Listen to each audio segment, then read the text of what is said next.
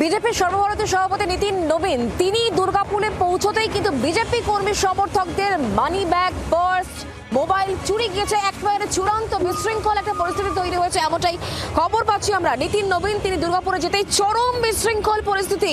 BJP কর্মী সমর্থকদের money bag চুরি করা হয়েছে এমনই অভিযোগ। কর্মীদের মধ্যে হাতাহাতি দেখা গিয়েছে। আমরা বিষয় নিয়ে আরো জানবো, কথা বলবো। কমলাক্ষ আমাদের সঙ্গে রয়েছেন, আমাদের প্রতিনিধি টেলিফোন লাইনে। কমলাক্ষ, কি খবর পাচ্ছ?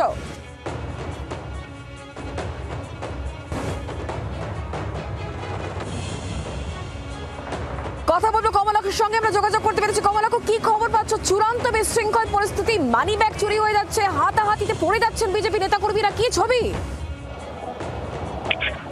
দেখো, এই মুহূর্তে নীতিন নবীন যখন তিনি হোটেলে প্রবেশ করতে চান সেই সময় কিন্তু তুমুল বিশৃঙ্খলা তৈরি হয়। তার কারণ ওই হোটেলের সামনে প্রচুর সংখ্যক বিজেপি কর্মী সমর্থক তারা জড়ো হয়ে থাকেন এবং তারা স্লোগান দিতে থাকেন এবং সেই নীতিন নবীন ঢোকার সময় কিন্তু সেই হাতাহাতির পরিস্থিতি তৈরি হয় এবং তাদের ধাক্কাধাক্কিতে হোটেলের যে বাইরের যে আসবাব বা অন্যান্য সামগ্রী ছিল তাও কিন্তু একেবারে বলা যেতে পারে লণ্ডভণ্ড হয়ে যায় এবং চূড়ান্ত বিশৃঙ্খল পরিস্থিতি তৈরি হয়।